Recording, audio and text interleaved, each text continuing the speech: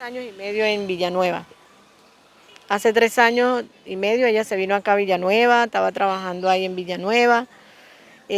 Hace 6 meses estaba trabajando cerca de Maní.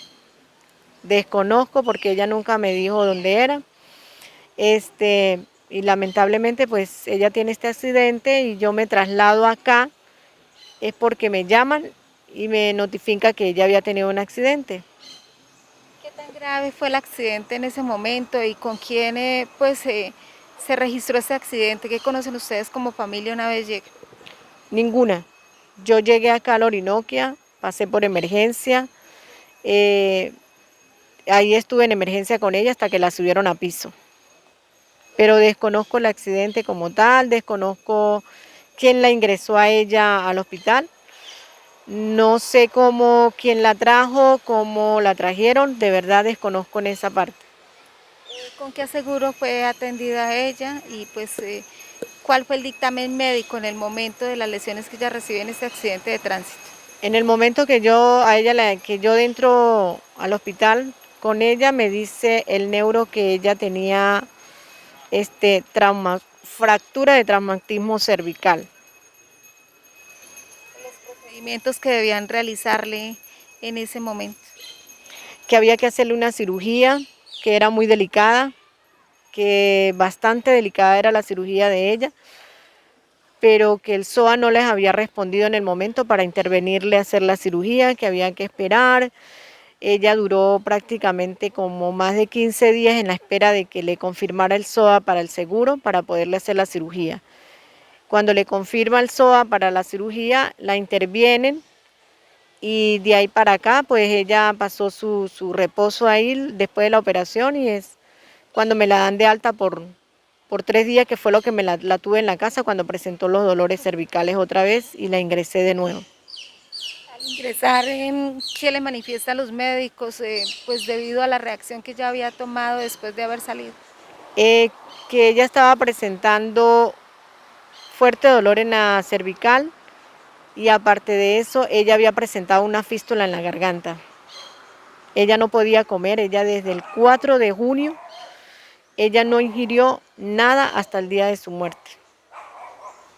Manifestaba usted que también había presentado una vez ingresa al hospital de decaimiento, una vez le inician pues de nuevo los procedimientos.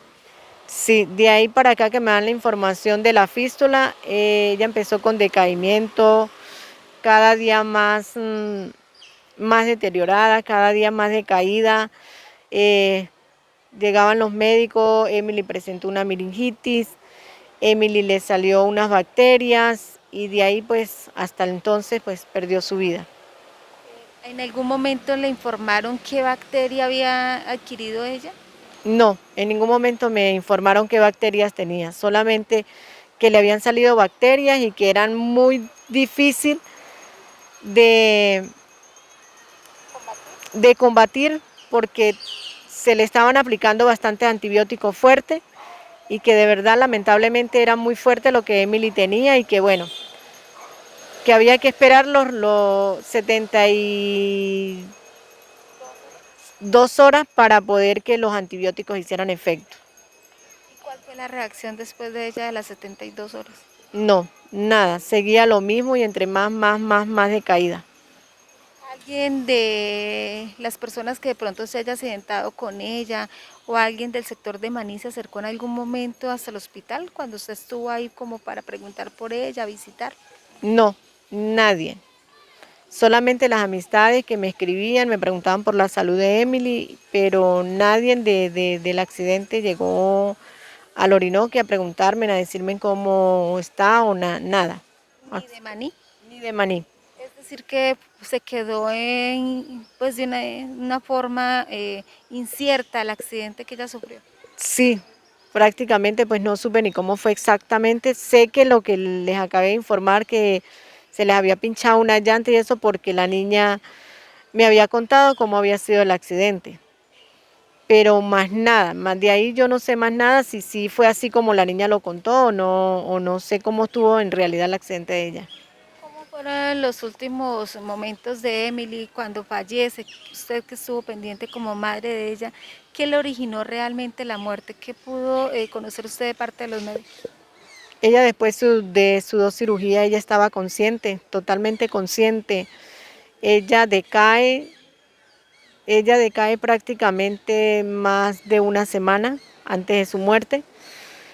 De hacía como 3 días para acá, ella decayó demasiado, demasiado, demasiado, que ya ella no movía sus manitas, eh, deliraba, en el momento de su desesperación deliraba, tenía pérdida como de conciencia. Y ya el jueves en la tarde ya estaba súper decaidísima. El viernes estaba mucho más decaída, demasiado. Y de ahí para acá pues no se levantó más. ¿Cuándo le informan a usted que ella fallece? El lunes en la mañana, a las 6 de la mañana, que yo llegué a recibirle a mi esposo, que era el que estaba con ella.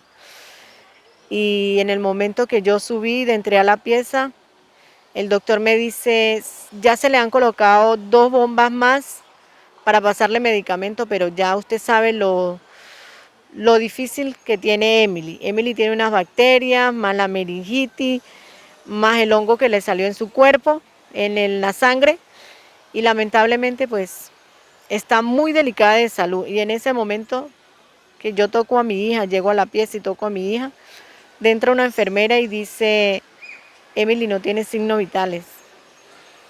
En eso entró la doctora y me dice, Emily está mal. Me da autorización de revivirla. Y yo le dije, haga lo que pueda, doctora, pero lamentablemente no la pudo salvar. ¿En algún momento le informaron a usted dónde adquirió esta bacteria y si falleció de la bacteria que tenía y que la estaba pues generando bastantes complicaciones en los últimos días, según usted? No, en ningún momento me dijeron de dónde habían querido la bacteria. Ellos nunca me dijeron la bacteria salió de aquí o salió de allá. No, en ningún momento yo siempre les preguntaba, doctora, pero ¿por qué esa bacteria si todo es tan impecable? ¿De dónde pudo haber sacado Betania esa bacteria? ¿De dónde se pudo haber contagiado de esa bacteria? Lo único que me decían, estamos en eso, estamos averiguando de dónde adquirió ella esas bacterias. Nos manifestaba usted extra micrófonos que incluso en algunos días o algunas horas hasta que se cumpliera el ciclo como de los medicamentos que le estaban aplicando los médicos evitaban arrimarse. Sí, ellos siempre llegaban y colocaban los medicamentos. eh, Ellos decían, vamos a cambiarle el medicamento, vamos a cambiar el antibiótico, este antibiótico ya no dio resultado, vamos a colocarle uno más fuerte, le colocaban uno más fuerte. Ella prácticamente estaba recibiendo alimentación por vía intravenosa. Sus medicamentos siempre fueron de 6, 7 bolsas que le colocaban ahí en las bombas por donde le pasaban los medicamentos. Pero aún así yo siempre preguntaba, ¿por qué tantos medicamentos? Tantos que yo veía ahí en ese tubo y nunca ellos me dijeron, este, son los adecuados o se le está pasando, pero yo nunca le veía mejoría a mi hija, nunca le vi mejoría. Una vez llega medicina legal, ¿cuál es el procedimiento que les ha tocado a ustedes como familia con nacionalidad extranjera? Llegamos a medicina legal, yo paso para preguntar, para retirar el cuerpo y me dicen que ellos habían hecho la petición de pruebas dactilares a Venezuela y que de allá le habían mandado un oficio donde la paciente, donde el difunto no presentaba huellas dactilares. Le pregunté a la secretaria de Medicina Legal que por qué, si allí estaba su cédula, estaba mi documentación, la partida de nacimiento de ella, me dice no. Nos movimos por Caracas para que le mandaran oficios el por qué y el motivo de el por qué ella no posee las huellas dactilares.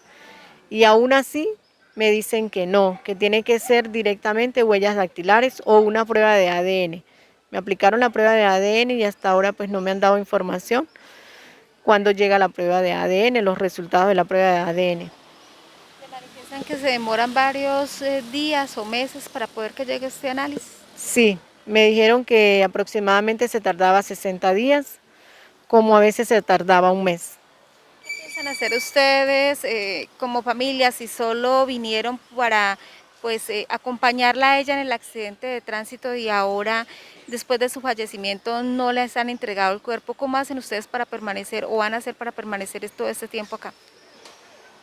Sí, tenemos que permanecer este tiempo acá hasta que me entreguen el cuerpo de ella, hasta que salgan los resultados. Y pues lamentablemente, pues qué más quisiera yo que me ayudaran a gestionar, a que Medicina Legal me entregue el cuerpo lo más pronto posible, porque tanto tiempo donde ella tiene su documento, donde ella registra que es venezolana, que presenta una cédula de nacionalidad venezolana, que tiene una partida de nacimiento, un registro de nacimiento, y más que yo, que soy la madre, que estuve 2 meses y medio con ella, luchando con ella, bregando con ella, sus torturas, todo lo que pasó en el Orinoquia con su enfermedad, y aún así estoy pasando una tortura porque está ahí en Medicina Legal y no me la han entregado. ¿Ha sido precisamente más traumático a ustedes la estadía después de verla a ella postrada en una cama tantos días, ahora con lo que se está presentando medicina legal? Bastante, es bastante fuerte porque viví muchas cosas con ella en esos 2 meses y medio, y aparte de esto, pues es muy doloroso ver que está ahí metida en Medicina Legal, y que aún no me den respuesta para que me entreguen a la niña. ¿Han tratado ustedes de buscar con otras autoridades a ver si les pueden ayudar o apoyar a agilizar ese proceso acá en Colombia? Sí, ya nosotros por ahí hemos ido a la embajada, hemos ido a migración para que nos ayuden, para que nos asesoren, para que nos digan qué hay que hacer, o que nos ayuden el por qué tanto proceso tan largo para que me entreguen el cuerpo de Emily. No ha sido posible. Y no ha sido posible que me lo entreguen. ¿Esperan ustedes que se pueda dar una solución pronta y ustedes puedan retornar a su país con ella? Sí, nomás me entreguen el cuerpo de la niña, nosotros nos la llevamos a Venezuela para hacerle su digna sepultura. Retornamos a nuestro país.